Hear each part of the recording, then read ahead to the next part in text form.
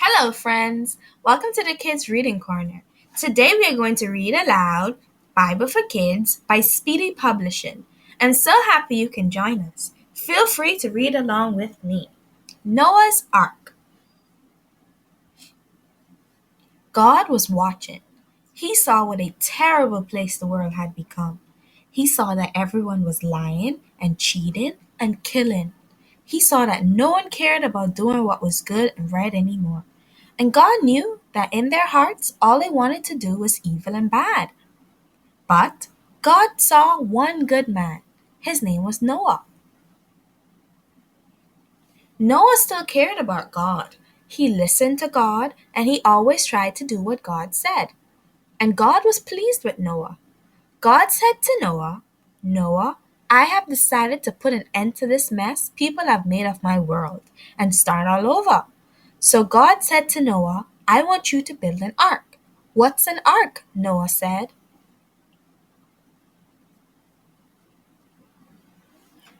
It's a box to keep special things safe in, God said. But your ark is going to be a boat too. What's a boat? You'll see, God said. It was going to be a very big boat. God told Noah exactly how to make it. It was going to be longer than a football field and higher than a three-story house. It was going to have one door and a window all around beneath the roof. God called the boat an ark.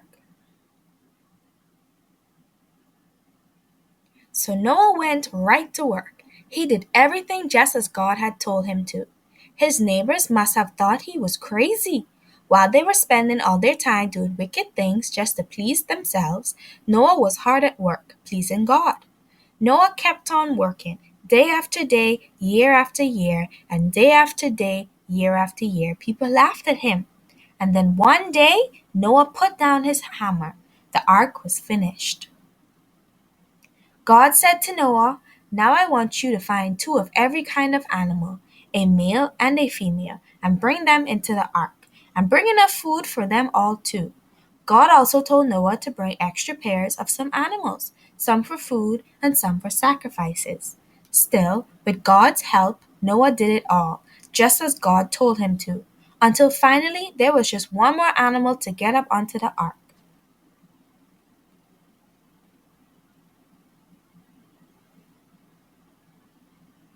Noah looked up. The sky was turning gray, and Noah thought to himself, It looks like rain. And so, with one big last push, he got that reluctant elephant up into the ark. Noah sat down by the door of the ark and wiped the sweat from his forehead. At last, he was finished with all that God had asked him to do. Noah was 600 years old when he did all that God asked him to. 7 days went by, one for each day it took to make the world God was about to wash clean. And then the flood came. Now it's time for you and your family to get into the ark, the Lord said to Noah. So Noah and his wife and his 3 sons, Shem, Ham, and Japheth, and their wives all got into the ark. Then the Lord himself reached down from heaven and shut the door. Water poured from the sky and rushed up from the ground.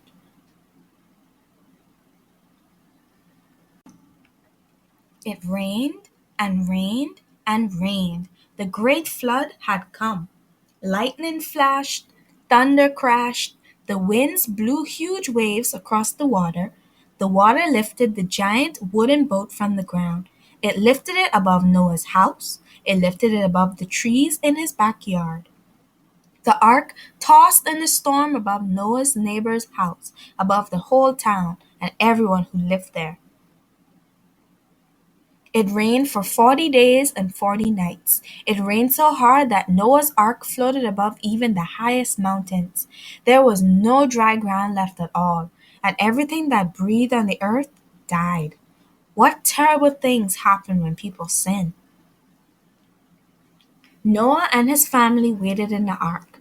Up and down they tossed on the waves. Everywhere they looked, they saw nothing but water. For 150 days, the ark tossed on those waters.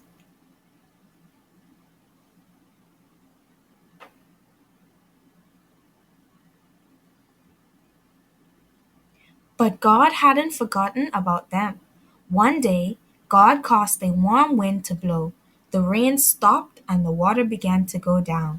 It was another 150 days before the ark came to rest on the very top of a mountain called the Ararat. Noah and his family and all those animals had all been together in that ark for almost a year. After 40 more days, Noah opened the window of the ark and let a raven fly up. He wanted to see whether it could find some dry ground. Noah waited and waited, but the raven never came back. So Noah tried again. This time he sent out a dove. The dove flew around and around, but it couldn't find any dry ground and it had to come back. Noah waited 7 more days and then he let the dove fly out again. That evening the dove came back with a fresh olive leaf in its beak. That was a sign for Noah. Now he knew the water had gone down, because the dove had found an olive bush growing on dry land. Noah waited another 7 days, and then he sent the dove out again. This time it didn't come back. It had found a new place to live. Finally, God told Noah it was all right to leave the ark. Noah opened the door, and all those animals rushed out. They found new homes in the world God had washed clean. God had saved them.